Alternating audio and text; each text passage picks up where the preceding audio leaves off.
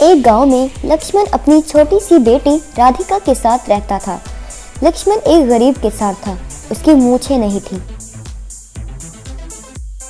लक्ष्मण का पड़ोसी माहिर भी किसान था, लेकिन उसके पास ज्यादा खेत थे। वो नौकर रखता है। उसकी भी एक छोटी सी बेटी थी जिसका नाम था रुचिका। वो बहुत ज्यादा मगरूर थी। राधिका स्कूल जा रही थी, तभी रास्ते में उसे रुचिका भी स्कूल जाते हुए दिखी। ओहो, ये गरीब लोग भी न जाने सुबह सुबह कहाँ से मेरे सामने आ जाते हैं और मेरा सारा दिन खराब हो जाता है। तो तुम फिर दूसरे रास्ते से जाया करो ना। क्यों?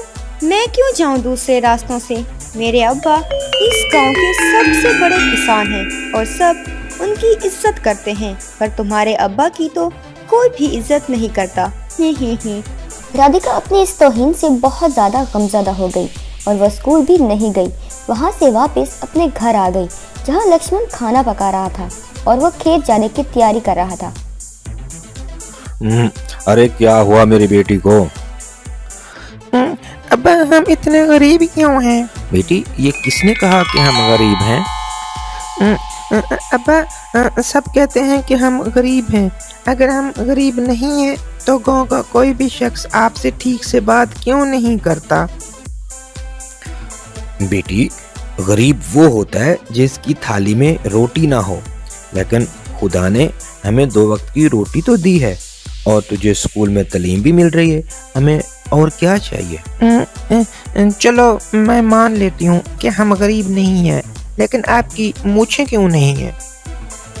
हाँ, मुझे मालूम है ये तुझे रचिका ने ही कुछ बोला होगा। नहीं बाबा, मैं कुछ नहीं जानती। मुझे सिर्फ आपके चेहरे पर मूछें दिखनी चाहिए ताकि बाकी गांव वाले आपकी इज्जत करें।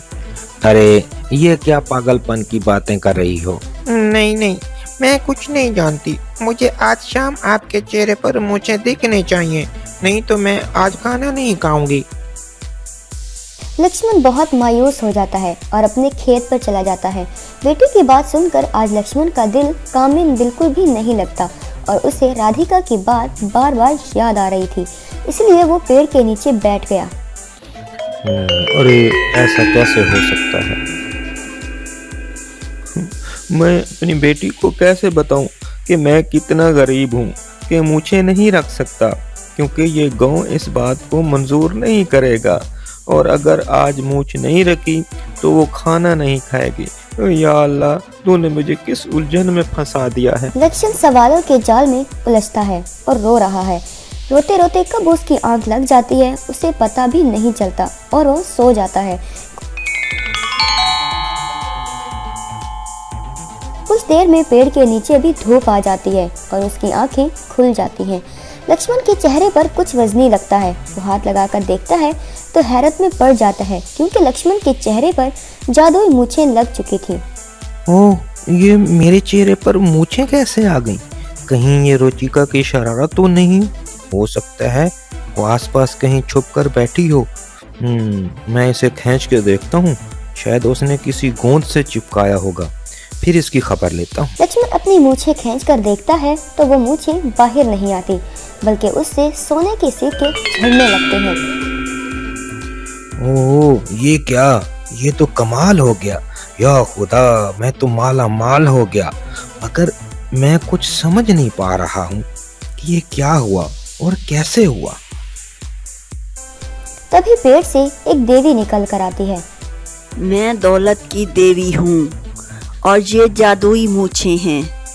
अब तुम भी नकली दौलतमंदों को मुंह तोड़ जवाब दे सकते हो और बता सकते हो कि मूछें रखने या ना रखने का ताल्लुक पैसों से नहीं है, बल्कि अपने शौक से है। तुम अपनी मूछों से हर रोज 100 सोने के सिक्के निकाल सकते हो। बस तुमको मूछों को थोड़ा सा खींचना है और सिक्के नीचे बिखर पड़ेंगे। दौलत की देवी वहां से गायब हो जाती है और लक्ष्मण सारे सिक्के उठाकर अपने घर की तरफ चल पड़ता है। लक्ष्मण घर जा रहा था, तभी रास्ते में उसे माहिर मिल जाता है। ओह, अरे लक्ष्मण, लगता है तुम पागल हो गए हो। क्यों भाईजान? मुझे तो लगता है कि तुम पागल हो गए हो। तो तू मेरा मजाक उड़ा रहा है। क्या तुझे इतना भी मालूम नहीं कि मैं दौलतमंद काश्तकार हूँ। तू मेरे सामने मूछें नहीं रख सकता। यही असूल है इस गांव का। खुदा बड़े बोल ना बुलवाए, वक्त सबका बदलता है। और ये देखो, मेरे पास अब 100 सोने के सिक्के हैं। अगर तुम्हारे पास हैं तो दिखाओ। माहिर वहां से खामोशी से चला जाता है और लक्ष्मण घर पहुंचकर सारा वाकया अपनी बेटी को बताता है और उसकी बेटी बहुत खुश हो जाती है। लक्ष्मण अब हर रोज अपनी मूंछों से सोने के सिक्के निकालने लगता है और वो देखते ही देखते वो सिर्फ गांव का ही नहीं बल्कि पूरे इलाके का दौलतमंद शख्स बन जाता है। उसने आलीशान हवेली बनाई और नौकर रख लिए। राधिका भी अब शहजादी बनकर रहने लगी। लक्ष्मण आज सुबह सोकर उठा तो उसकी मूछें गायब हो गई और फिर दौलत की देवी सामने आई और लक्ष्मण को बताया कि मूछों को उसके पास रखने का वक्त पूरा हुआ। लक्ष्मण की हवेली में आज कुछ लोग आने वाले थे। लक्ष्मण, तुम इस इलाके के सबसे दौलतमंद शख्स हो, फिर तुमने मूछें क्यों कटवा दी?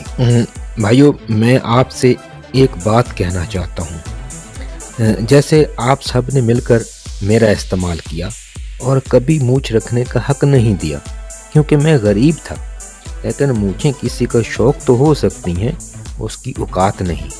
और हाँ, किसी की भी हैसियत को उसकी मूछों से नहीं तोड़ना चाहिए।